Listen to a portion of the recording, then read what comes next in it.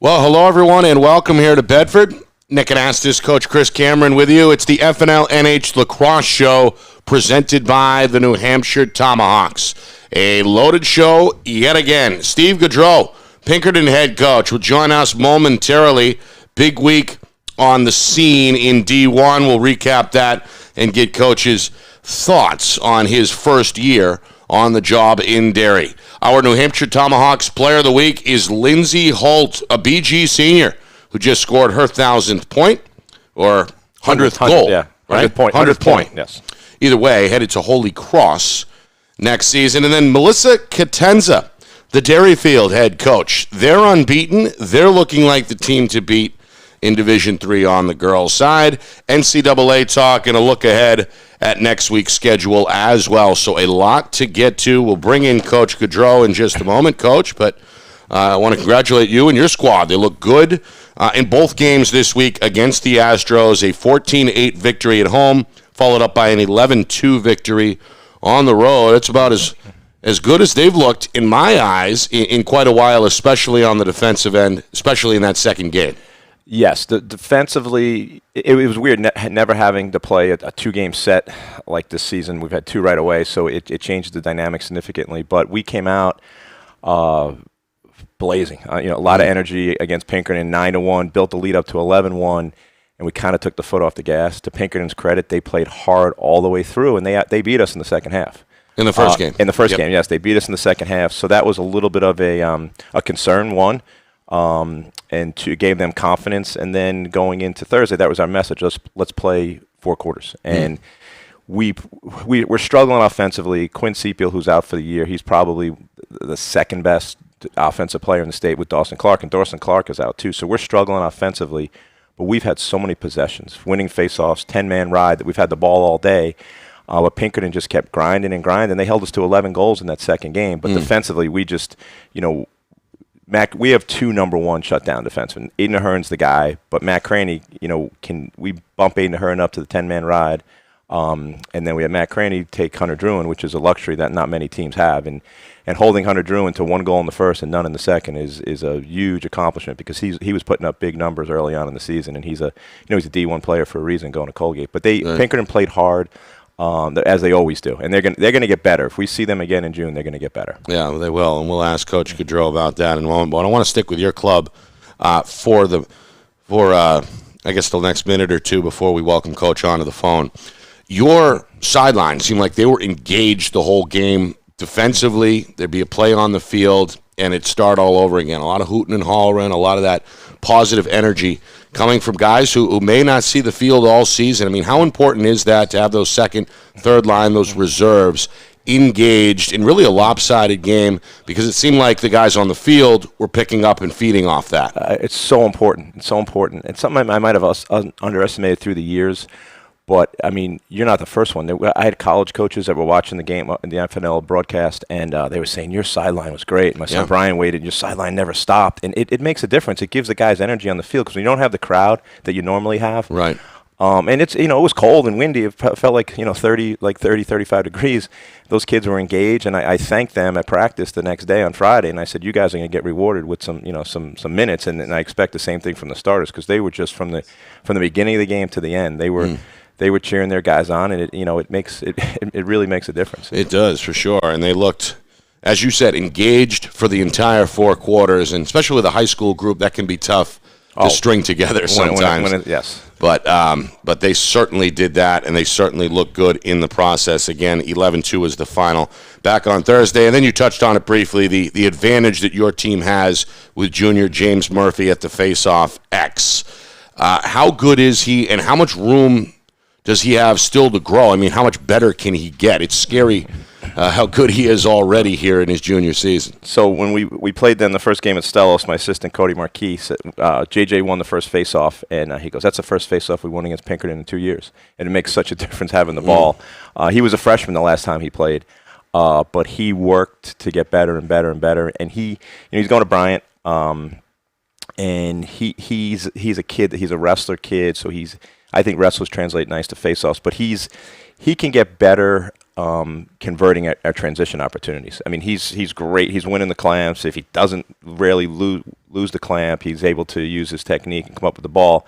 But he's creating a lot of fast breaks. But that's something that we as a team and him has to make better decisions to kind of convert those. Because when you score a goal and you turn around and score another goal 5 seconds later, those sometimes are backbreakers. And that's the area where he can improve. But he's been dominant facing off. All right, let's bring in Astros first-year head coach over at Pinkerton, Steve Goudreau, joining us on the phone. Coach, good morning. Thanks for joining us here on the FNLNH Lacrosse Show. Coach, you there? I can't hear Coach if he is on the line. We'll work on getting that going. But let's talk a little bit about his situation. Obviously, big shoes to fill. Coach O'Reilly stepped down when, I think, before the 2020 season, right? The fall of 19, somewhere in that area. After 37 years, Coach Goudreau, after spending 6 years on the hilltop, comes in and seemingly, at least based on the first 3 results, picked up where Coach left off. You feel like he has a chance to really add his own type of brand to that program there with Pinkerton? Yeah, he will. I mean, last year, first year coming in, he would have had a very good team. He would have had Nate Liberty facing off, Mason Druin, Hunter Druin, John Holland on defense. He had some talent last year, which he didn't get a chance to coach those guys up. So this year, there's some talent, but it's younger. You could just see they're not as big and as athletic as our team. So he's got some coaching. But one thing you look for as a coach is you look for effort, and his kids didn't stop playing. So, but he's able to coach the game. I mean, you're gonna watch. They're gonna get better and better and better because he's able to coach the game at a very high level, bringing his expertise from coaching. He played at Nashua South, won a state championship. I think he was on that '98 state championship team. Had success at Bow, had success at St. Anselm. So he knows what it takes to produce a winner. Coach, you there? Coach Goudreau? Coach Goudreau, you there? I thought I heard him for a second. Coach, you there? Not sure if he's muted or what. I think I hear him breathing. Well, either way, we'll try to reconnect with Coach in just a moment. I know he's busy here. Yeah, he has 3 boys that play in the Tomahawks in the Bedford program, and I know he's got a game at 9:30. He might be either at Bedford High School or at Joppa, but he's busy. He coaches a Tomahawks team. He coaches Bedford Cannon's team, and they're I don't know who they have coming up, but they have Exeter late. So they're fortunate where late in the season they have a nice test heading into the playoffs. And the playoffs, I heard recently it's going to be an open format again. That's official. Yes, but as far as the seedings, as far as the groupings that they have, I haven't heard what that's going to be or where anything's going to be. So it comes down to who's going to match up, because I think it's pretty. Coach, you there? Coach Goudreau? I thought I heard him cut in there for a second, but I'm not sure if he can hear us or let's see if he or what the story is. But we're going to try to get Pinkerton coach Steve Goudreau on the phone here. I think he is on the phone. We just can't communicate with him. Anyway, continuing to talk about Pinkerton, a good week to get back on their feet, perhaps, although they do have a couple of road games. They're at Merrimack on the 29th, which is until Thursday, and then at Nashua North, and then hosting Nashua North, it looks like, on the 4th and 6th of May. So a little bit of time in the schedule here, assuming that's the complete schedule on the NHIAA website. But is that the recipe for getting back or getting a team back sometimes on their own feet, that kind of a schedule? There's definitely a big gap this year. There's certain gaps across many different levels. I think you saw yesterday I was able to watch Exeter play a little YouTube live stream, and I was able to watch them play Londonderry, and they just took Londonderry apart 21-8. And then so you could see the top 3. There's a difference right now between you don't know between BG and Pinkerton. You can see there's a difference. I think Exeter's towards that top of that too, and then there's a drop off. But there's some really good teams in that next group. You have South, you have Londonderry, and Bedford. I think those 3 teams. I know you have the broadcast coming up with Bedford, Londonderry. Those are teams that are really good matches. But when you drop off to, you could see the difference. Like Londonderry struggled against us, and then they just put it on Merrimack. So there's a big drop between the Merrimacks and the Norths, and so Merrimack has a really good coach in Brian Miller. So they'll play hard, but I don't know if they have enough for Pinkerton. So Pinkerton is not really, when you play Merrimack and North, you kind of could could just work on getting better as individuals, better as a team during those 2 weeks, because you're not going to be challenged. Realistically, you're not going to have a challenge. Those teams are just not ready at this point. And again, a full week off, too. They don't play until Thursday. They didn't play. I mean, last time they were out with Thursday, so that's a full week. The NHI schedule is just not, with the standings not being part of it, the ADs don't have to go in and score it. Some are better than others. Sometimes, like our games versus Exeter, I don't think are all even on there, so it's not accurate. But there could be a hidden game or two in there for sure. You mentioned Merrimack, Coach. Let's just for a second, as we again continue to try to reconnect with Coach Goudreau. Merrimack, traditionally not known for their lacrosse, they did come out with a big 15-1 one win over Nashua North to begin the season before back-to-back lopsided losses against Londonderry. That athletic department, that town is an athletic town that has had success in other sports. Is that potentially a spot where Merrimack could grow on the boys' side? You'd have to look at their youth program. Sometimes we practice at Back River. We have one field and they have the other field. Their numbers seem to be out there. Good. They have some, in addition to Coach Miller, they have Coach McKenzie and they have Dalton Paquette who used to play for them. So they have a very good staff. I just don't know if their youth numbers are there. I know that they have some good 8th graders coming up, but I think it's a work in progress for them to compete with teams in the top 8 right now. Right now, but I think, again, with an eye down the road, that's a big school. It's geographically kind of located between a number of different lacrosse hotbeds with Bedford, Amherst, Nashua right on its borders. Oh, yeah, they have their youth program. They had Brian Miller, who's the coach. His son is an 8th grader, Jake, he put time in the youth program with Rich Gwynn. So they'll be improved with years to come, yes. So, all right, let's touch a little bit on D2 here as we hope to reconnect with Pinkerton Steve Goudreau. He said we hung up on him. Well, I'm not sure what happened. Let's try it again. We were in Wyndham on Tuesday for our Friday Night Lights New Hampshire game of the week. We'll touch on that game when we come back. We're going to take a quick break and reconnect, hopefully, with Pinkerton head coach Steve Goudreau. You are watching the FNLNH Lacrosse Show. It's presented by the New Hampshire Tomahawks. Right back to the Beals Insurance Studios in just a moment. Our broadcast today, as it always is brought to you by Beals Insurance Agency, with locations now in both Bedford and Londonderry. Whether you need home, auto, or business insurance, Beals Insurance will get you both the price and quality coverage that's right for you. Just call 603-471-9999 or visit BealsInsurance.com to request a free quote and start saving money today. Again, that's BealsInsurance.com. The New Hampshire Tomahawks promote the highest level of club lacrosse competition, not just in the state, but in the country. Looking to get recruited? Director Chris Cameron keeps an open dialogue with the nation's top college lacrosse coaches. Over 400 New Hampshire Tomahawks alumni have played at the college level, including the ACC, Big East, Big Ten, Ivy, NESCAC, NE10, and more. The New Hampshire Tomahawks coaching staff has over 100 coaches, including current high school, varsity, and college coaches. The Tomahawks offer training for players of all ages, clinics, camps, and leagues, along with spring, summer, and fall elite teams. So play with the best. The New Hampshire Tomahawks, showcase and development for college lacrosse. Visit NewHampshireTomahawks.com and girls.nhtomahawks.com. Is your company interested in showcasing your brand to thousands of high school sports fans across New Hampshire? If not, why not? And if so, let's go. Friday Night Lights New Hampshire is seeking sponsorship partners. It's the perfect way for your company to get out in front of the moms and dads who make up our community. Help us help you, and we can grow together. If you're interested in partnering with Friday Night Lights New Hampshire, then email us at fnlnhmedia@gmail.com. That's fnlnhmedia@gmail.com. Join our team today.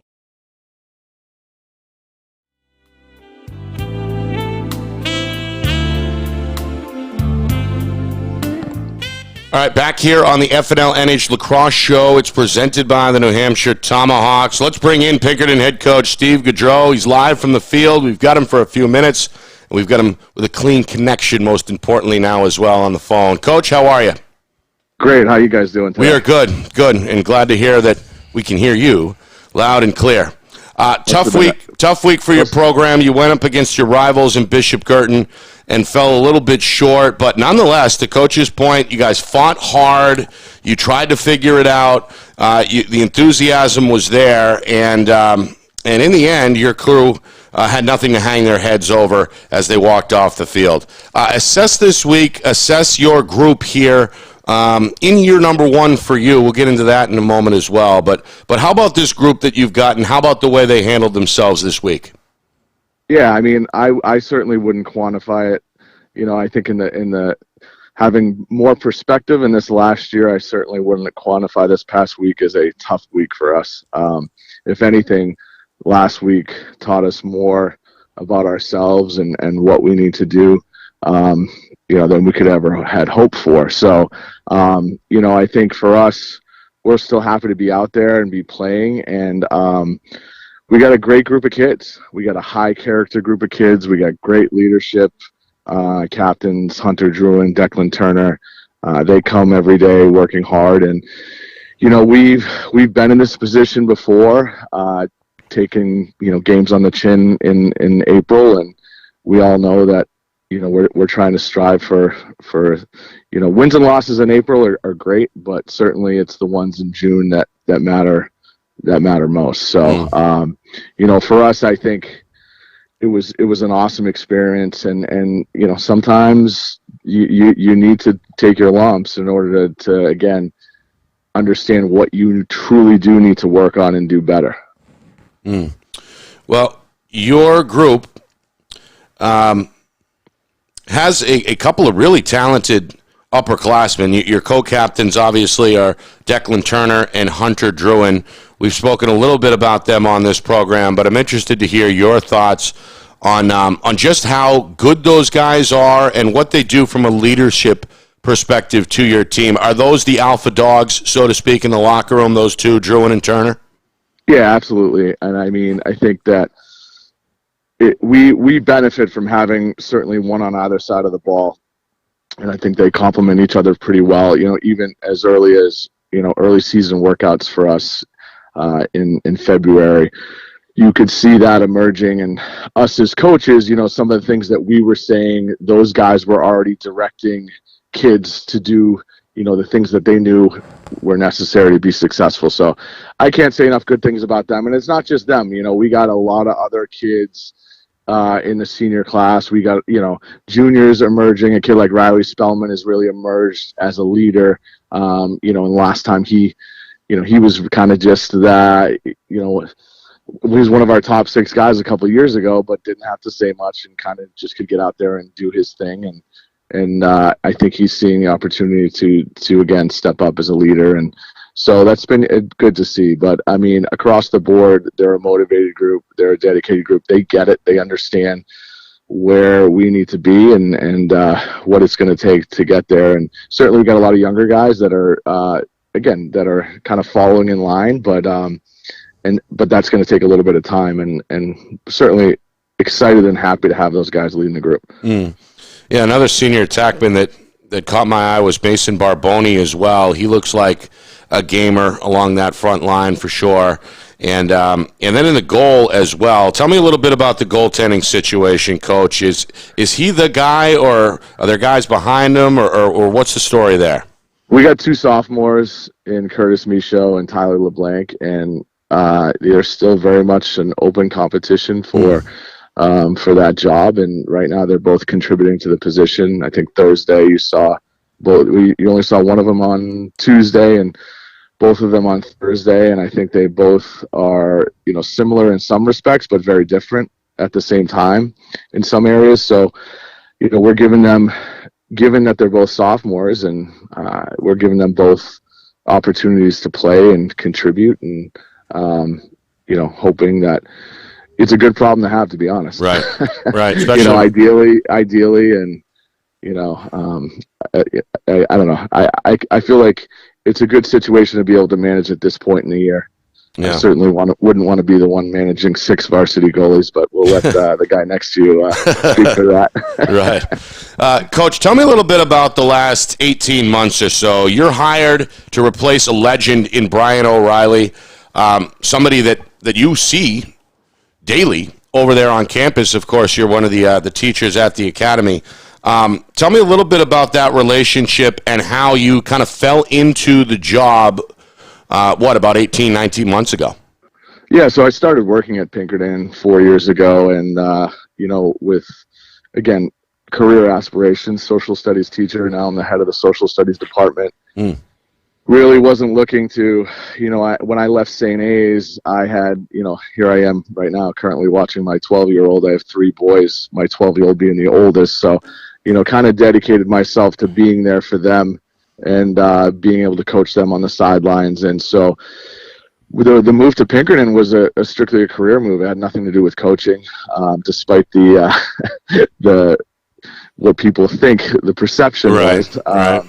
And so I just started, and I happened to be in Brian's office that first year and said, hey, listen, anything you need in the spring? And coached his JVs the first year and helped out with was the defensive guy the following year. And then obviously last year we had nothing. But, I mean, it's been a great experience. Brian is a tremendous mentor, even for somebody like myself that's, had a couple of different coaching stints at the high school and college level.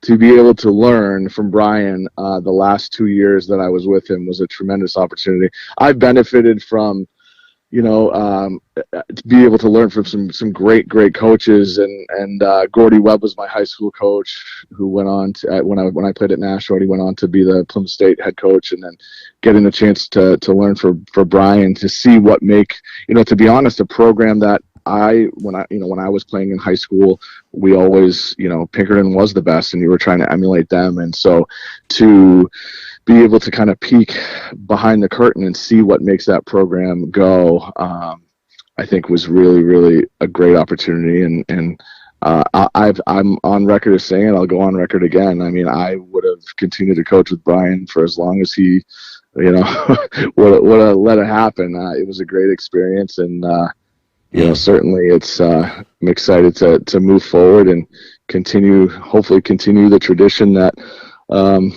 certainly has been built upon at Pinkerton. How involved is he at this point? Is he still kind of lurking behind the scenes, or is he completely stepped back and said, this is your show to run?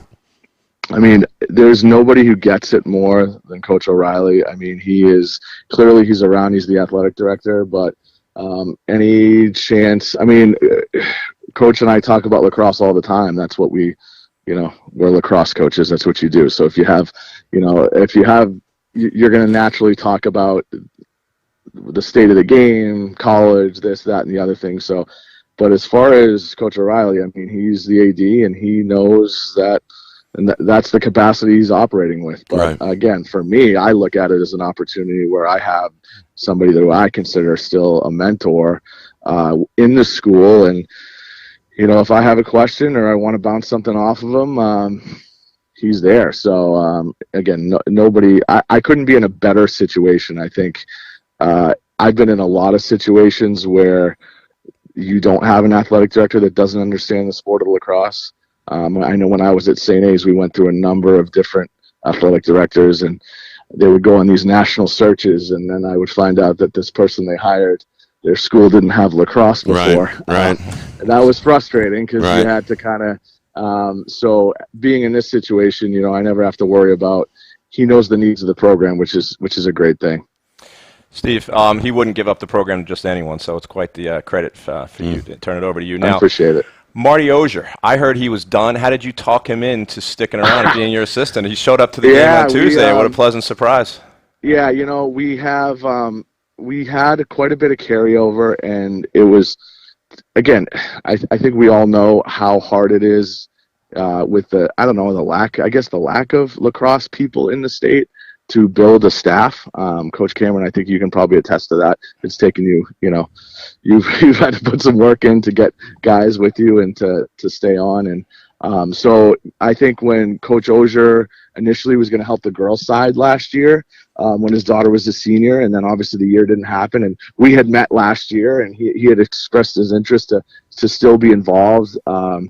So we, just kept communication, and he's back. We got Coach Murphy, who's kind of running our defense at the varsity level. He's been a long time member of the coaching staff, both on the boys, and he was the girls' head coach for a number of years. And we added a sub-varsity coach, Cole Carter, at the freshman level, and Eric Dugas is moved up from freshman to JV. So we got a good group of guys that I think all understand what our goals are and what we're trying to accomplish, and they understand the tradition of what the program has been built upon, and want to keep that going. Like having Coach Murphy, we dedicated our season to a Pinkerton alum, Kevin McGibbon, who's a two-time All-American at Army. He recently passed away, and we had the chance a couple weeks ago to have Coach O'Reilly and Coach Murphy kind of explain to the team about Kevin's legacy. And so we have opportunities like that are all around us. And I think it's good for the kids to understand it, that understand the tradition. In our school, and not just the lacrosse program, our school our tradition is a huge tenet of our school, and it's so important. Anytime you have the likes of Alan Shepard, and as an alumni, I think it's kind of an important thing to work in there. So that's really, really important to me, and to have the benefit of even having like somebody like Coach Murphy on staff currently is a huge asset to our program. Yeah, no question. Final question from me. Is the comparison between the NCAA level and the high school level, Coach? You're one of those few coaches who have coached both, has been a head coach at both those levels. What, from your 6 years at St. A's, have you brought with you and try to implicate with this Pinkerton program? I mean, I think just like the approach, I think the development of players, I think the game in a lot of ways has progressed and keeps getting better. So I think that certainly that experience playing in high level games, against some of the teams that we played at against St. A's. I mean, be honest with you, those Lemoyne and the Delphi games helped give me some perspective as far as this past week against BG. So I think for us, it's just the way I think, as opposed to when I first started high school, the way you approach like building a program, the way you approach, building, developing players, I think is just a little bit different. Keeping maybe a few more numbers than I used to, right? Just to be able to run more of a full team, approach at practice. So, I think that has been huge. But I mean, for anything, it's just, experience. You've been in big games. You've played against tough competition, and it helps to understand kind of what's needed at the next level. So, absolutely, Coach. I know you're a busy man, especially on the weekends. We'll let you go. Thanks again for joining us, and good luck this week. All right, thanks, guys. We'll talk to you. Thank you. Thanks, Steve. Again, that's Pinkerton head coach Steve Goudreau. Somebody told me off air he was quiet, which I said, no. He can talk. Yeah. Right. You got to get him on some lacrosse talk. Soft-spoken would be the, yeah. Yeah, maybe that's it. But he sounded energetic this morning and ready to go. It seems like he's got a group that is going to put in some work. He's got some talent up and down the roster. And to his point, typically Pinkerton is a team that gets better as the season goes on. And for them to suffer two lopsided defeats early in the week, perhaps there's some kind of a silver lining in there that maybe the best is yet to come with this group. Yeah, I didn't have a chance to see them at all until we showed up. I was expecting to see two senior goalies. And next thing you know, we see two sophomores who we didn't have much of a scout on. But yeah, I mean, they have kids. They have feeder programs coming to them, so they have some kids with some IQ, but they're just not varsity tested yet, where our guys are. And you're going to see when they play Exeter late in the season, we're going to see how much better they've gotten. So one point to his, I know we have a break coming up, is he mentioned that there's just not that many people in the lacrosse, applying for jobs. So I was on the committee for BG for football. Is that true? There's just not enough coaches? For football, there were over 100 applications for the BG football job. At least 100? 100. At least 35 of them were qualified coaches. Some of them they just send it in straws, right? And then for the basketball job, there were about 50 applications, and then I would say 25 like quality candidates. The BG girls program, which is the premier program, in the state for sure, opened up a few years ago. Only 3 applications. For me to find a JV job, it's just a tough commitment you have to. There's a small pool to start with, and it's tough to get someone that has that job flexibility to be able to do it 6 days a week, right after school at 3:00. So finding that staff is a very, very important. Really got to thread the needle. That's why we appreciate all of our coaches who put in work, not just at the high school level. It seems like they're, like you, Coach, kind of juggling between youth, between boys, between girls. It's really especially this time of season, is really great time of year. All hands on. All right, coming up, speaking of the BG Girls Lacrosse Program, our New Hampshire Tomahawks Player of the Week is Lindsay Holt, senior, headed to Holy Cross. She joins us next, fresh off her 100th career point. You are watching the FNLNH Lacrosse Show. It's presented by the New Hampshire Tomahawks, and it's back in just a moment here on Friday Night Lights, New Hampshire. Our broadcast today, as it always is brought to you by Beals Insurance Agency, with locations now in both Bedford and Londonderry. Whether you need home, auto, or business insurance, Beals Insurance will get you both the price and quality coverage that's right for you. Just call 603-471-9999 or visit BealsInsurance.com to request a free quote and start saving money today. Again, that's BealsInsurance.com.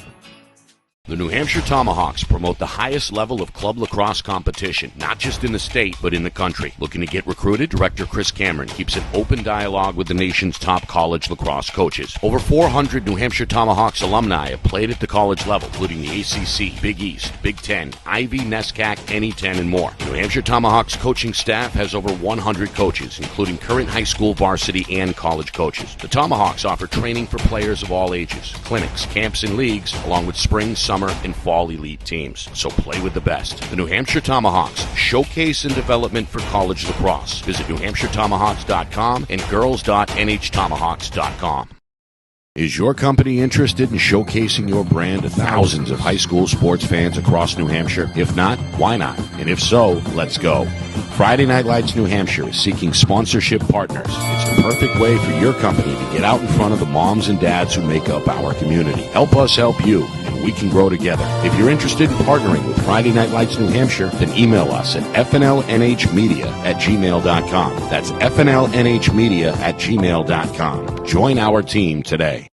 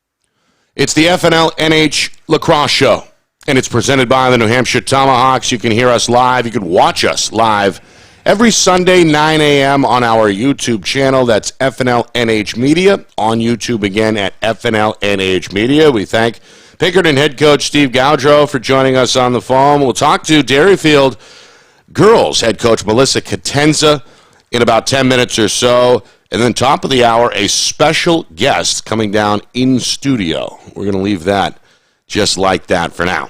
All right, New Hampshire Tomahawks Player of the Week, Lindsay Holt, now on the phone. The BG senior is the newest member of the Cardinals 100-point club. She is on her way to Holy Cross next fall, and she joins us on the phone right now. Lindsay, good morning. Thanks for coming on. How are you?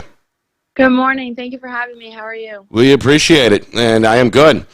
Big week for you guys, a blowout win over your rivals. You remain unbeaten, and obviously a big milestone moment for you as well with the 100 career point. Tell me a little bit about that moment. Tell me a little bit about that game, that big win over the Pinkerton squad that over the years you can attest to has been one of your toughest rivals. It sounds like a very big week for you and your team this week. What was it like? Well, I know for me personally, I was a bit nervous and excited for the game because, as you said, past years they have given us such a big fight. So we were all super excited in practice. So we were we have to play good, we have to practice hard. And going into the game, we didn't really know what to expect just because they do still have a good core group, but they had lost a lot last year. So we just knew we just had to play our top game. Yeah, I mean, players know when a big game's coming up. Is that type of rivalry where you have that game circled when the schedule's announced, or do you kind of take it one game at a time? And in this case, next up was Pinkerton. Well, this year we kind of spotted it out and kind of highlighted it a little bit. But I know, for me personally, I definitely do because I know I have to get ready as it comes closer. Tell me a little bit about this last year. Now, obviously, no season last year, detrimental in a number of ways. You guys.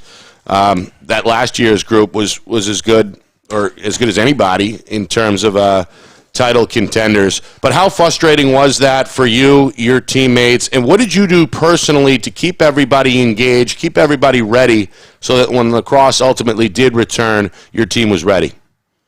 Well, I think the worst part about it all was just getting dragged on. It just kept getting pushed back. So, I know, every time I would just, tell the girls, or all the captains, all the girls in general, just be just keep doing your stick work, get out for runs, and just keep doing whatever you've been doing to stay active and stay lacrosse ready because that day will come. But unfortunately, it never actually did come. So we just pushed through. And then eventually we got to play some summer lacrosse, which was good. So we've been prepared ever since the season got canceled last year or this year. And then this year as well, you guys have been open, right, from my understanding, in terms of having students in the building really all fall. Do you think that's been a big positive for your group, that you get to see your teammates every day inside the halls and kind of build that commodity? Is that something that you think really has been beneficial for your group, or is that something that maybe is a little overrated? No, I think it's definitely because this group of girls, especially this year, we're really close and we don't really think about each other as grade levels. We're all just one.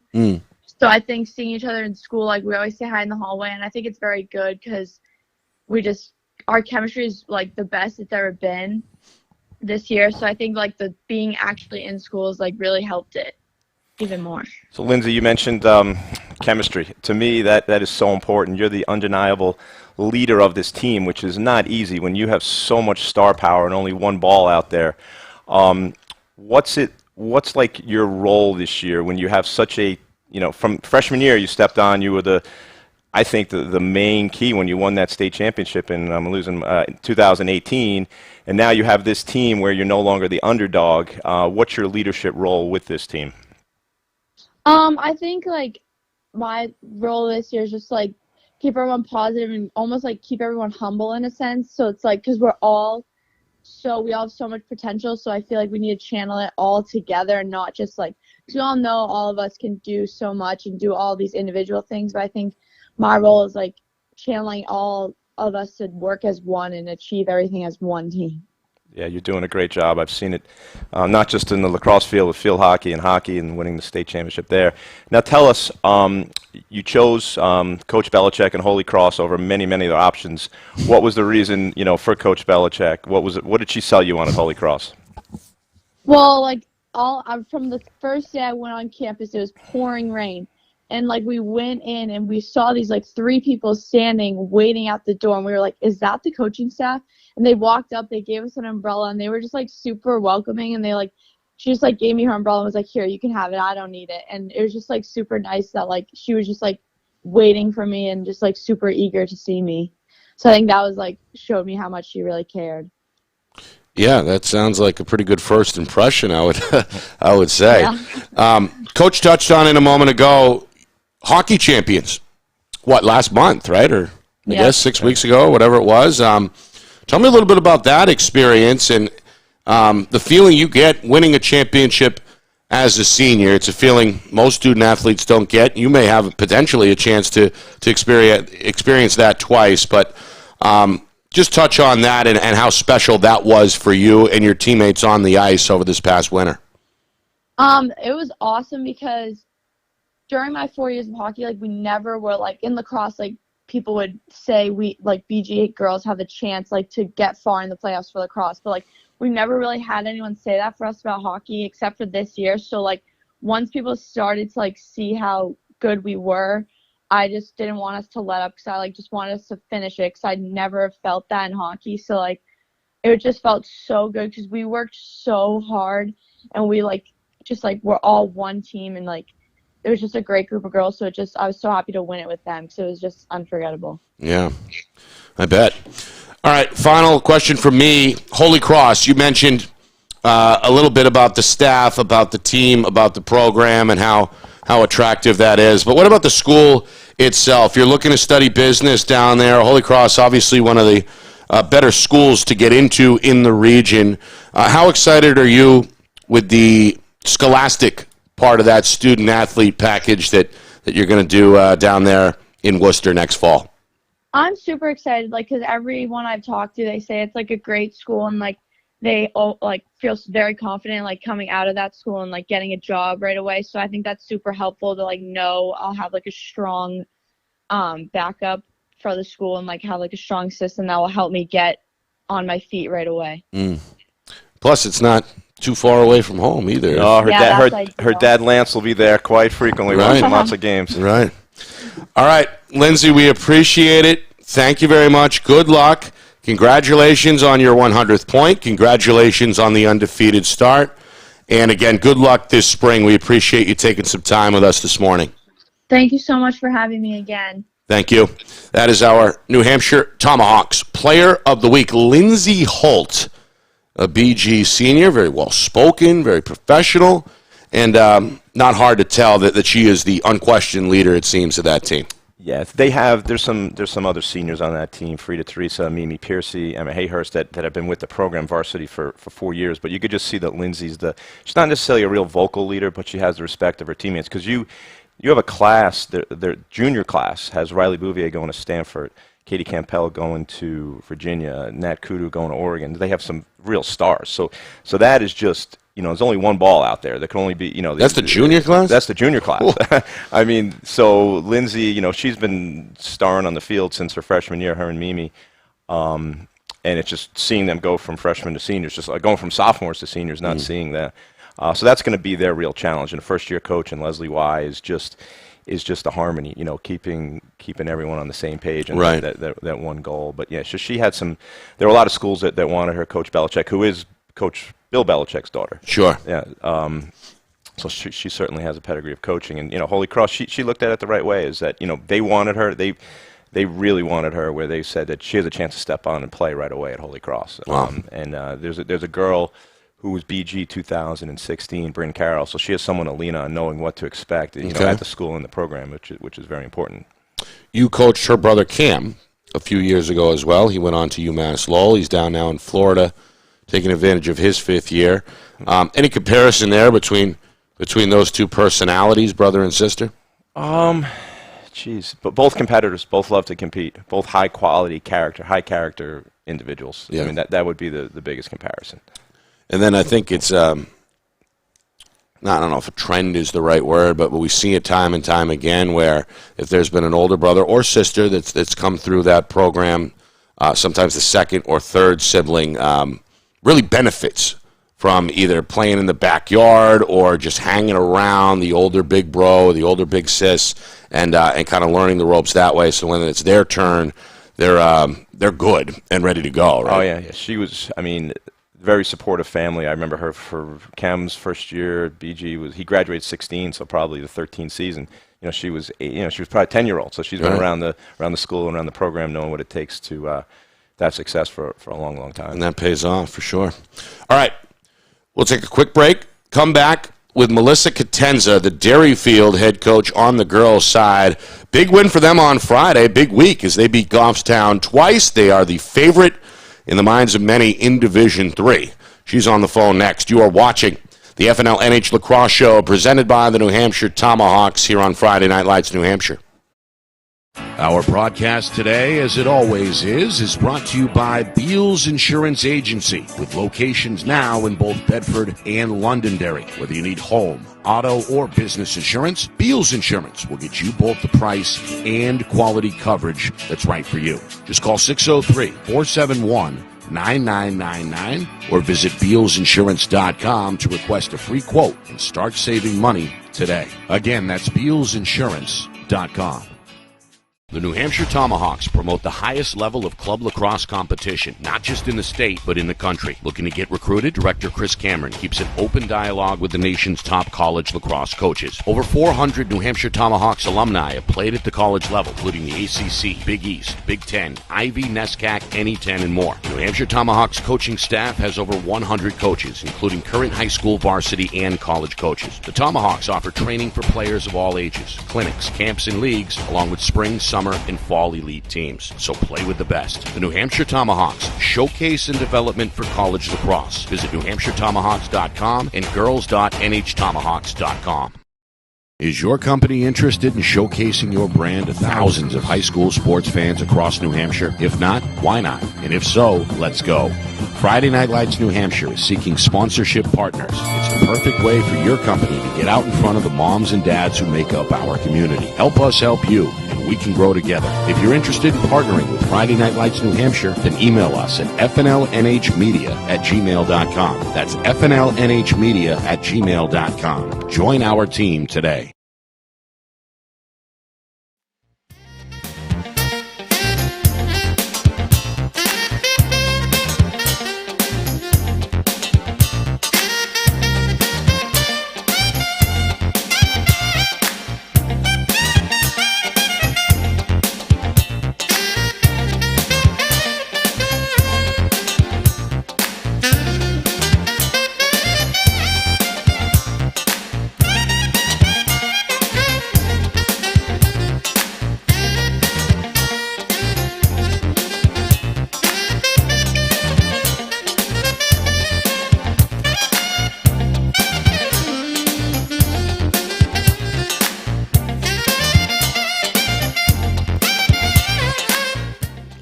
Well, good stuff so far here on the FNLNH Lacrosse Show. We got some insightful commentary from Pinkerton head coach Steve Goudreau. We just spoke with our New Hampshire Tomahawks Player of the Week, Lindsay Holt. We'll be joined in studio in about 10 minutes by Rick Senator, Franklin Pierce's head coach. And we've got Melissa Catenza, the Derryfield girls head coach, on the phone right now. The Cougars, unbeaten early on. They look like the team to beat in Division III. Coach Catenza, is that fair to say? Is this the front-running group in Division III that you have at your disposal? Oh, gosh. Wow, I'm flattered. Good morning. Thank you for having me, Nick and Chris. I'm going to throw you right in the fire, Coach. You know that. Right at her. I mean, we've got some great competitors. St. Thomas, Bow, Hopkinton. I would not, put money on me to be the front runner. I think we're all in there trying to, one, recoup the season that we're lost, so all our players are anxious to just get on the field and play. And for me, I have on my starters, I literally just have 6 players that play lacrosse. The other 6 players play basketball, field hockey, and soccer, and they've just picked up lacrosse this year. So for me, it's a development of my team to play together and to learn how to play lacrosse. So that's what I try to focus on, to try to make a cohesive unit so that we could be successful. Coach, with all that inexperience, does that change up your game plan in terms of relying more on the fundamentals and teaching the actual game than maybe in years past? Yeah? Absolutely. So Derryfield, we comprise of 200 students. And there is they have to play 3 sports at school. So that's why I have a lot of inexperienced girls. So every year I come across this developing a team all over again, which I love, because all I want to do is teach them how to play the game that I love.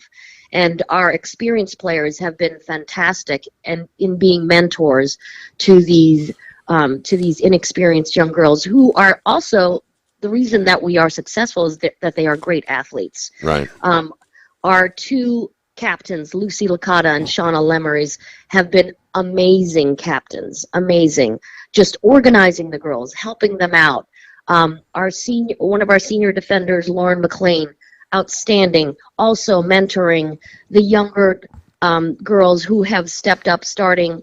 2 basketball players are playing in defense for the first time, but that mentality of basketball, they get it. They get the slides, they get the doubles, they get the second slides. So it's easy to teach them, and they have these veterans in Lauren and Shauna and Lexi to look up to ask questions, to help them through it. Same with Lucy on the offense. They have her experience teaching them how to take the draw, where to go for our offensive sets, and to be able to improvise on our plays. I tell them we have plays as an outline, and then I want you from that outline to improvise. If you see an open player and it's not in the play, go ahead and pass it to them. Right. Yeah. Yeah, another basketball concept that I can grasp pretty sure. Move the ball, take advantage, etc. I want to hone in here on Lucy Licata, one of your co-captains. You mentioned the senior midfielder, on her way to Colgate next year. Put on a show Friday, 8 goals, and then you told me off air that she wasn't even 100%, which makes me think that's a scary situation. I mean, she looked very good. Colgate's got themselves one heck of a player coming in. Talk a little bit more about Lucy Licata and what she's meant to your program, both on and off the field. Oh, she is a dynamic player. Always looking for the next pass, or getting open to help this team out. She puts a lot on her shoulders, and I told her, you know what? You can't do it alone. You need to have help. You need to get open, or you need to make the assist. You can't always put it on your shoulders. We are a team, and I don't want you to put all that pressure on yourself. And when she relaxes and realizes that, then she just opens up. It's just amazing. She gives 1,000% every time she's on the field, off the field, in practice, in school. She is outstanding. And my goalie, same thing. Shauna's also hurt.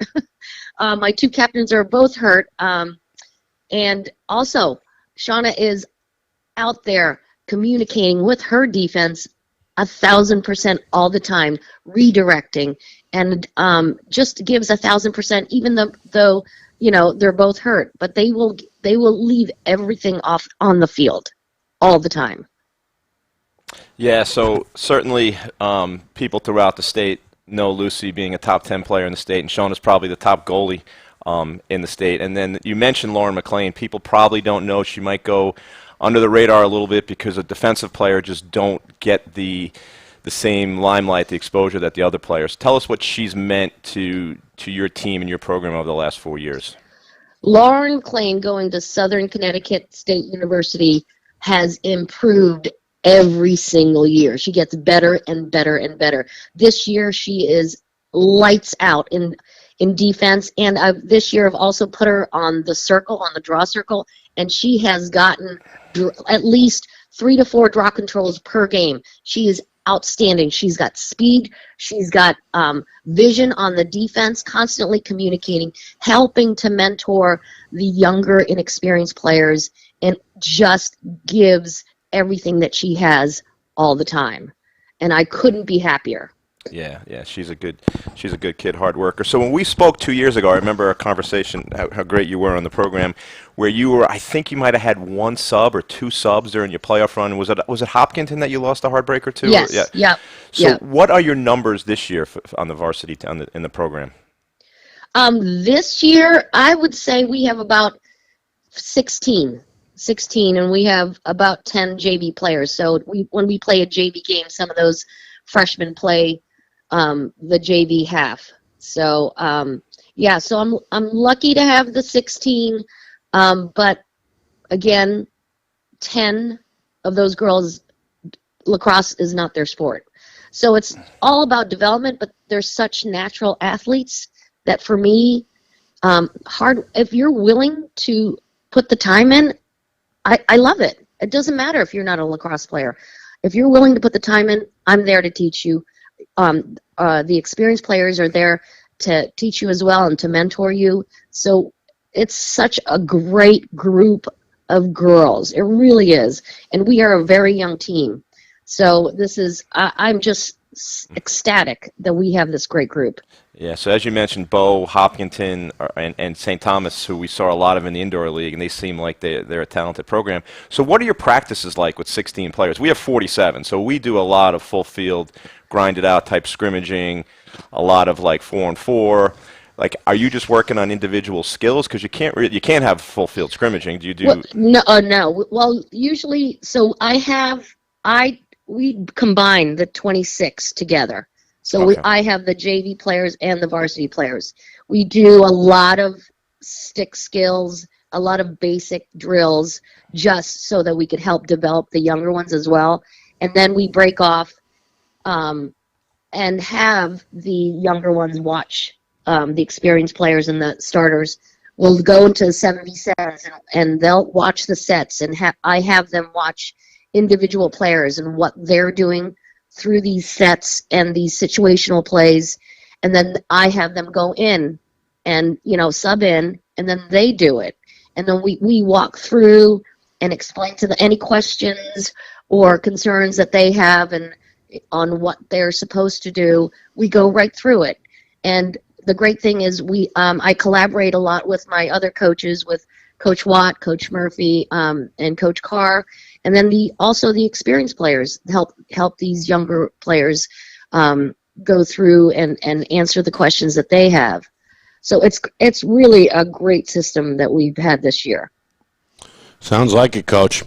Good job as usual. Thank you. And thanks again for joining us. Good luck this week. You got another competitive week, it looks like, coming up with Oyster River and then Winnicott. Well, Oyster River canceled on us, so we're now playing Conval Tuesday, Friday, but we'll play Winnicott on Saturday. So we're going to be prepping for those 3 games. So it's going to be a great week of lacrosse. And thank you guys for having me. I really appreciate it. Thank you, Coach. We appreciate it. We'll talk again soon. Okay, have a great Sunday. Thank you. You too. That's, again, Melissa Catenza, Derryfield's head coach. And, well, what'd you think there? I mean, she's got obviously some talent at the top of that team, but the numbers always a challenge with Derryfield, I suppose. But she's making the most of it. Yeah. So a few things jumped out. One is their AD. They have an AD that knows what he's doing, I guess. He has stepped up and supposedly they had a game canceled, and he stepped up and scheduled Conval, which is great. I remember her conversation how I don't know if deep's the right word, but she's really, she cares about the kids and just development and just enjoys the experience, and how they lost, and they had one sub. They had one sub when they lost to Hopkinton. That's right. So that's a challenge. That's right. I wouldn't have remembered that unless you said that. That's right. In and of itself, and so she has 16 players. I wasn't sure if the 16 was the 6 varsity plus 10 JV, but so she has a little more depth in her program. So she has 26 now, which you could do a little bit more with, but they're relying heavily on some of those. They have twins that are Bedford twins that one's going to Lehigh and one's going to Villanova. They're not playing lacrosse, but so they have kids that are athletes right. that she has to coach up, and they have to buy into, because some of the players are lacrosse is their life, like Lucy, Lauren McLean, Shauna. So you have to have everyone else buy in around that, and it's a challenge because Hopkinton is good. I've seen them. Bo's good. They got You mentioned St. Thomas, right? Addie Trefedden, who just committed to Stonehill. St. Thomas has players. So it's going to be a fun season. Yeah, there's some parity there, but I would say Derryfield, based on what we saw this week, amongst those contenders, for sure. All right, when we come back, we switch gears in hour number 2, some NCAA lacrosse talk with Rich Senator, longtime head coach of the Franklin Pierce Ravens. The postseason right around the corner in the NE10, and Coach will be down here in studio in just a moment to break down that landscape. You are watching the FNLNH Lacrosse Show. It's presented by the New Hampshire Tomahawks, and it's right here on Friday Night Lights New Hampshire. Our broadcast today, as it always is brought to you by Beals Insurance Agency, with locations now in both Bedford and Londonderry. Whether you need home, auto, or business insurance, Beals Insurance will get you both the price and quality coverage that's right for you. Just call 603-471-9999 or visit BealsInsurance.com to request a free quote and start saving money today. Again, that's BealsInsurance.com. The New Hampshire Tomahawks promote the highest level of club lacrosse competition, not just in the state, but in the country. Looking to get recruited? Director Chris Cameron keeps an open dialogue with the nation's top college lacrosse coaches. Over 400 New Hampshire Tomahawks alumni have played at the college level, including the ACC, Big East, Big Ten, Ivy, NESCAC, NE10, and more. The New Hampshire Tomahawks coaching staff has over 100 coaches, including current high school, varsity, and college coaches. The Tomahawks offer training for players of all ages, clinics, camps, and leagues, along with spring, summer, and fall elite teams. So play with the best. The New Hampshire Tomahawks, showcase and development for college lacrosse. Visit NewHampshireTomahawks.com and girls.NHTomahawks.com. Is your company interested in showcasing your brand to thousands of high school sports fans across New Hampshire? If not, why not? And if so, let's go. Friday Night Lights New Hampshire is seeking sponsorship partners. It's the perfect way for your company to get out in front of the moms and dads who make up our community. Help us help you, and we can grow together. If you're interested in partnering with Friday Night Lights New Hampshire, then email us at fnlnhmedia@gmail.com. That's fnlnhmedia@gmail.com. Join our team today.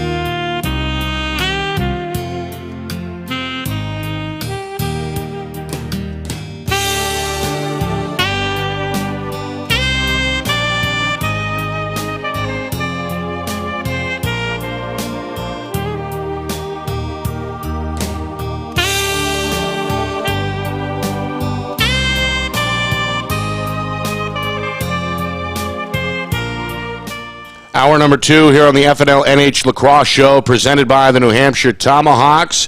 We welcome in studio Rick Senator, head coach of the Franklin Pierce Ravens. Coach, good to see you again. Thanks for coming down. Great to be here. This is probably the most exciting time of the year for your club, especially after a year off last season. Let's talk a little bit about that process and some of the new protocols and such that are in place, some of the new obstacles. But it seems like your group, the Ravens, of Franklin Pierce have navigated those waters under your leadership pretty well. What's that been like over the last 12, 13, 14 months? Yeah, it's been a challenge, just like everybody else. And I know that some schools might have some different rules on their campus and so forth, and might have different rules for their team. But the conference sets protocols that we have to follow as far as testing and what we need to do if somebody tests positive, and quarantining, close contacts and so forth. Pretty stringent, right? Yeah, I mean, some schools will, if somebody tests positive and they have their contacts, those players can't play, but the team will go on. But then there's some schools that might, if one person contracts the virus, then the whole team can't play.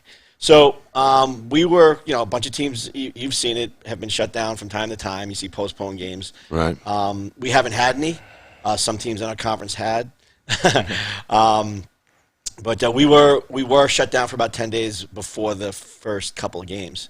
So yeah, you can't play, you can't practice, and so we had a little bit of a slow start from that. But and then some teams actually missed a few games. But right now, everybody's been playing. There hasn't been any cancellations in the last 2 weeks or so. And now the playoffs are coming up, and it's, I guess, more important than ever. Because if you can't play, right, the other team moves on. Right. What's been your message to the student athletes during this whole thing? Has it been kind of, I'm going to trust you guys to kind of monitor yourselves, or are there, protocols in place between you and the staff? I mean, how have you handled that part of it, the so-called policing part of it? Well, the school, the university, has their rules and procedures that everybody needs to follow. And, that's been, it's been a learning process for the entire world. For everybody, yeah. So the fall was a little bit rough, shutting down, starting back up, and so forth. We came back, and it was, another surge. And, the student athletes also have to learn what they can and they can't do, and how much they can, not get away with breaking rules, but I did this. This person did this last time. They got the virus, then everybody else got it. Maybe I shouldn't do that. And it takes time to learn that. And they've gotten better at it, and wearing their masks and staying apart. And they all live with each other too. Right. So it's like the high school guys. They go home to their family. That's it. I have 2 basketball players living with 2 lacrosse players living with a baseball player who's dating a volleyball player, and right. It's just all over the place. Yeah, and so, but they've done a good job, and we've got this far, and we've played every game, and hopefully we're growing away from that, but we got to continue to be diligent for the next week or so here. One thing before we throw it to Cameron that I've noticed is that the play itself, regardless of sport, regardless of level, hasn't really taken a hit. It seems like these players have done a good job in the off-season, the extended off-season, getting ready to go. It seems like coaches in particular have done a good job steering the ship correctly, and that the overall play, at least in my amateur opinion, has not suffered as much as one may think. Is that true or no? In some ways, yes and no. We played 2 games last year, and then that was it. We were shut down. We played sporadically in the fall, just practicing. And then we came back this year, and some schools more than others have taken hits on their roster for, I can sit here all day, but we're not going to, and talk about the reasons why some students may not be back at school this year or may not be coming back to school. There's a lot of challenges with a lot of variables, sure. Right. So, but I know that our team, from the beginning of our season until now, there's just things that we're doing better. We were good at a lot of things, and the game looked good, but I could see things that, we had 3 one-goal losses at the beginning of the year, and now we've had a stretch of wins where we're just not making those mistakes that we were at the beginning of the year. And they were like very fundamental errors that I know it's from not playing. I know it's, and you have guys that are sophomores that have, good players that didn't play all last year. Right. And they're as freshmen. So it's almost like their freshman year again. And now you have new freshmen. So, but yeah, as the season goes on, those things kind of clear up and go away. And again, some teams it's more extreme than others, so. I mean, I see Brown they didn't play last year. They didn't play fall ball. I watched them the other night. They looked incredible. I was watching Brown play on TV, and yeah, I want to talk about that a little more because we had Brown play BU. So I reached out to Andrew Geppert, who is a friend of the program, is at Brown, just to get his take on. They were able to play BU, and you have Dartmouth playing Tufts today. No, I thought the Ivies weren't playing. Well, that's what they're back. They're back. Okay. It's not like official. They're just playing games. It's not going to count against the kids' eligibility for a season. It's just kind of get them running again. Yeah. The Ivy just did not step up. There was no real leadership there, in my opinion, with trying to make it happen. They let these kids. They didn't make a decision till very late in the program, and you could just see how much passion these kids have, the opportunity to go out and play. And it was great to see Brown. I think you had Penn play Cabrini. Yep. And, Penn put up 26 goals, and it's just great that these kids are playing because it's so important. But, Coach, to get off of that, you talked about how you were 0-2. You were winning for 58 of the 60 minutes in those two games, and you were 0-2. How do you keep the moment? How do you keep the positivity? No, it was 3 games where we were winning the entire game until 2 minutes left, and then the second SNU game. Yeah, was double overtime. Yeah, it was double overtime. Yeah. So, but then so we got to the point where we had lost those string of games by a goal, hadn't had a win yet, and then we went and we got some wins, but getting that first one it took some guts. It took some guts for guys to lose those games and come back. But then we had a tight game with Assumption and then they pulled ahead of us, and then we were able to score a few goals at the end and win the game and do the things at the end of the game that we were able to do that we couldn't do in those first few games. And again, that's from not playing. And you can't just be good at it because you want to be. You have to have some experience too, and I think that's helped us. Even in yesterday's game, we were ahead by a few at the end, but we were doing things. We played like we were, how we should when we were up by a couple of goals versus letting it fall away. So, again, that's experience, and I know you asked that question before, and, there was some of that was missing, especially in the beginning, but, we're starting to get better now. So I suppose you see that every season anyway, right, where at point A when you start, your team hopefully is a lot better, noticeably better in a lot of areas by the time the season ends. Yeah, right? But like I said, we were shut down in our preseason this year. We didn't have a scrimmage. We didn't have any non-conference games. We just got right into it. So that challenge is exasperated based on the circumstance. Exactly. And again, last year, guys not playing. Yeah. Guys not playing last year. So where are we right now, Coach? Where is your Franklin Pierce squad right now with the playoffs looming? The playoffs are going to be a little bit different. The conference was split up mostly because of actually New Hampshire universities and colleges weren't able to play schools in a state that didn't touch their state. So we couldn't play New York teams during the year. And so they had the conference. And again, that's a conference decision? No, well, that was some kind of New Hampshire. I didn't pay attention to it that much. I'm like, just tell me who I'm playing. Right. So they kind of split the conference a little bit. There was some kind of crossover games from these two split groups. Because it's a big conference, 11 teams. And to make a long story short, though, we've had a season. Most of the teams have played 9 or 10 games. There's a couple of teams, maybe a few less. There's standings, and the conference decided that everybody's going to make the playoffs. And the way they did it was the first 5 teams were given a bye, and the bottom rest, 6 paired up. 6 would play off to play into those other teams. So we finished towards the top of that second tier, and we've earned a home playoff game. On Wednesday, we're going to play St. Rose of New York, so they're letting it happen. They're letting you play now. So you're hosting St. Rose on Wednesday, and then if we win, we go to Syracuse to play Le Moyne. So would that be Saturday? That would be Saturday, and that's a day trip. I don't know if they're going to let us stay in a hotel, so it's probably be a day trip. So you're going to drive 6 hours each way in the same day? That's what it might be like. Yeah. UNC played Syracuse last week, and it was a day trip. Yeah. What? Yeah. Flight in the morning. Flight, all right. Flight's a little different. Flight's a little bit different when you have you have a chartered flight, but 6 hours on the bus. Well, it's still, by the time you get on the bus to the flight, get on the flight, it's still a long day. It's still a long day. It's tough. Listen, these aren't buses like we went to high school games on. Right. They're in nice buses, so Right. it's not a big. I don't let my guys worry about that. But anyway, but the thing is too, we haven't been able to use locker rooms. We've been rolling up like high school teams. We'd go up, for example, to Assumption, or we went up to St. Mike's. We went over to St. A's, and you roll up. You have a little area to kind of stage, you get your team ready, and then go out and warm up and play the game. Wow. Now, how good is St. Ace? I mean, because in your division, you got Lemoyne, who's always the national championship contender. You got Adelphi, you got Pace, and you got Bentley's really good. I saw that St. Ace is the number 1 seed. Yeah, so St. A's was in the same situation as us, where they were not able to play schools outside of that weren't connected, so they couldn't play the New York schools. So they didn't play Lemoyne, they didn't play Adelphi, they didn't play Pace.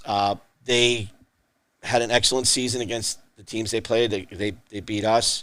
They beat everybody in our on our side of the conference, and they're good. I mean, they have some skilled players. They'll be challenged when they play Adelphi and Lemoyne, if that's where it gets to in the playoffs. With the depth in some of those areas, the middle of the field, the face-offs, just getting the ball up off the ground from defense to offense. Those kind of things will be more of a challenge for them against those teams. But St. A's has skilled players. They have a bunch of seniors that are very good, so they have some good leadership. Yeah. But they have.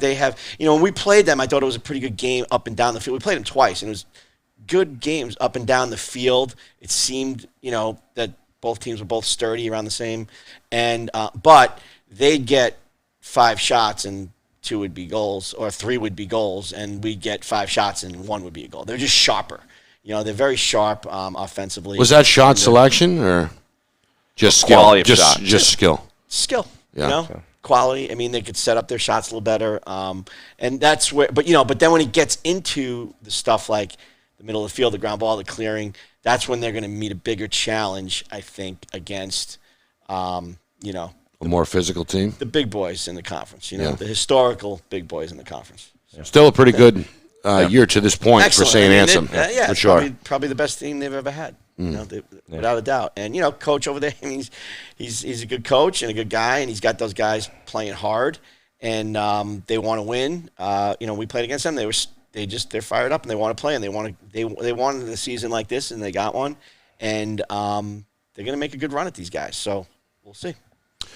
Take me through, Coach, and that's it for me, this week for you here. What's on the itinerary starting right now until the time you suit up here later in this week? Okay, so no golf yet this year. No golf. I know you ask me about that all the time. But you look like you're ready for golf right now. I'm ready, but that's become his world. If we keep winning, you play less.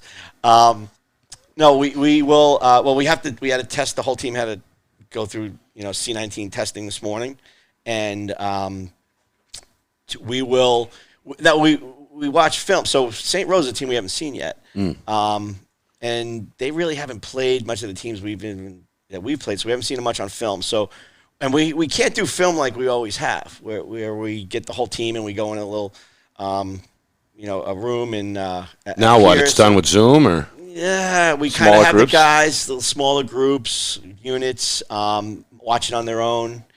We get them notes, and then they have to go watch on their own and so forth. Because they have access to it. Sounds more challenging, though. It is, but it depends on how much they buy into it. And right. We have a fantastic assistant coach that has worked well with our guys with film.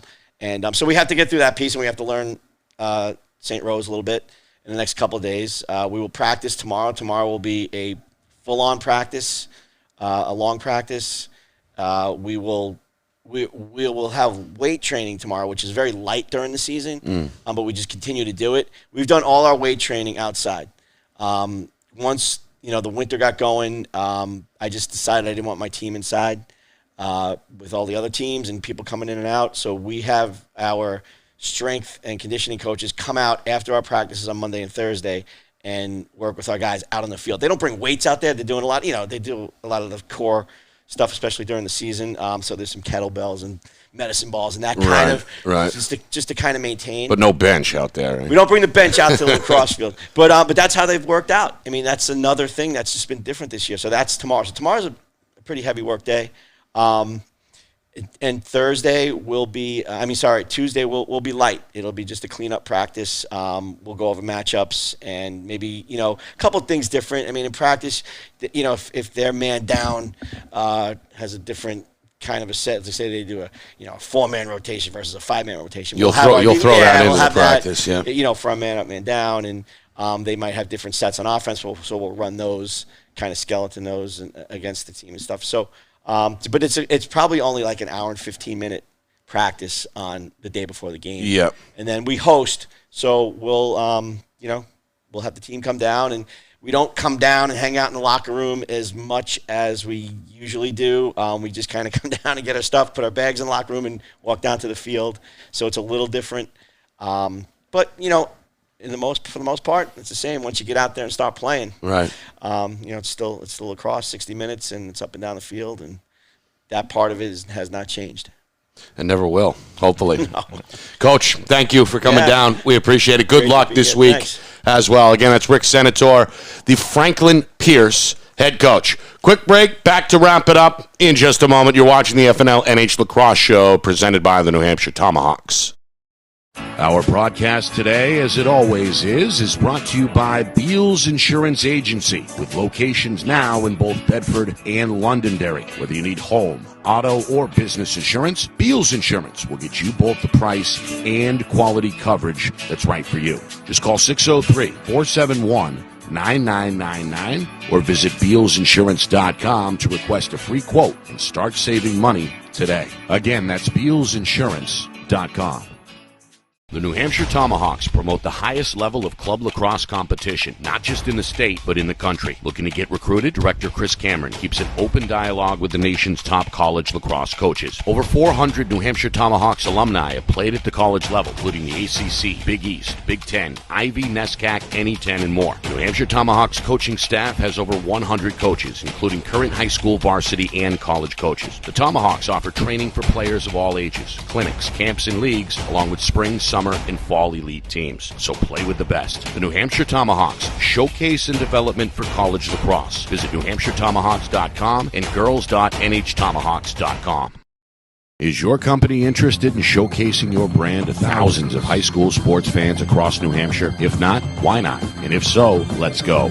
Friday Night Lights New Hampshire is seeking sponsorship partners. It's the perfect way for your company to get out in front of the moms and dads who make up our community. Help us help you, and we can grow together. If you're interested in partnering with Friday Night Lights New Hampshire, then email us at fnlnhmedia@gmail.com. That's fnlnhmedia@gmail.com. Join our team today.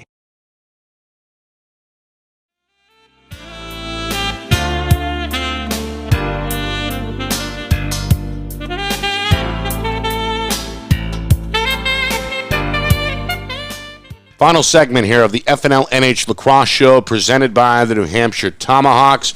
Rick Senator, Franklin Pierce, head coach, going to stick around for a few minutes. Coach Cameron from BG and the New Hampshire Tomahawks. I'm Nick Anastas. Let's look ahead this week with the NHIAA lacrosse schedule. We'll talk boys here for a moment. Bedford-Sauhegan, Coach Cameron, that's always a good matchup. And you were saying off air that Bedford, with a 4-1 start, perhaps a little bit better than people had given them credit for coming into this season. Yeah, I would say they are my pleasant surprise. Coach Johansmeyer, his second season would have been his third.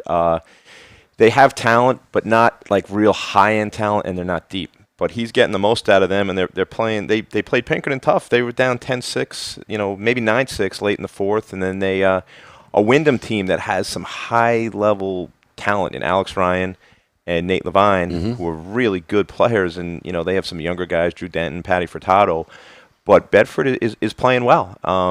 They beat Wyndham 16-8. 16-8. That surprised me a little bit that they put it to them. It was never really that close. It was 3-3 early, and then they pulled away.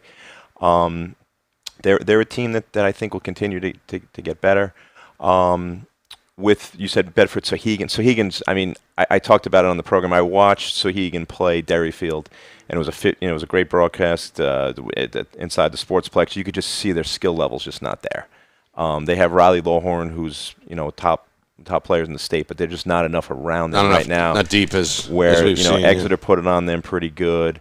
I mean, they could give Bedford a game, but I think Bedford might just have too much, compared to Sohegan. But those are they as you said. I remember, goodness, when the Burnleys were playing, Dakota Clark was playing. Those guys would play to 1-goal games all the time, whether it's a regular season or playoffs. So you'll see it's a competitive rivalry, but I think Bedford might just have a little too much. And Coach Senator, you obviously keep an eye on everything that moves lacrosse-wise in New Hampshire, and of course the NHIAA schedule just kicking off a week or two ago. How engaged are you and your staff in scouting these guys? Well, this is one of the things that my assistant is, very excited about recruiting.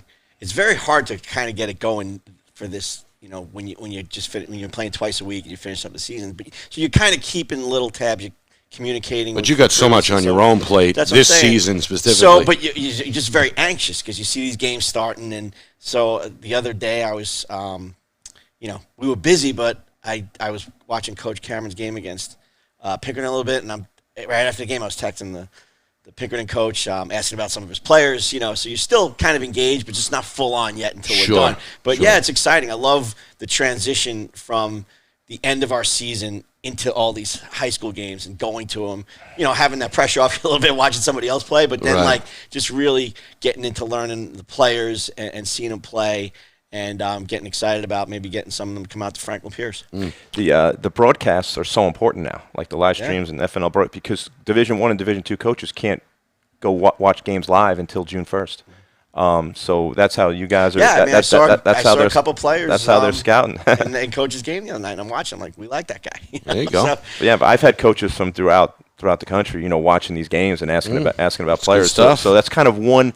If there's a positive, it's the access that has been given to not just college sports but high school sports. Silver lining for sure. Yeah. Speaking of broadcasts, we'll be in Manchester Tuesday for a big D3 matchup on the boys' side between Trinity and drawing a blank, of course. Trinity is playing Campbell. Thank you, Ben.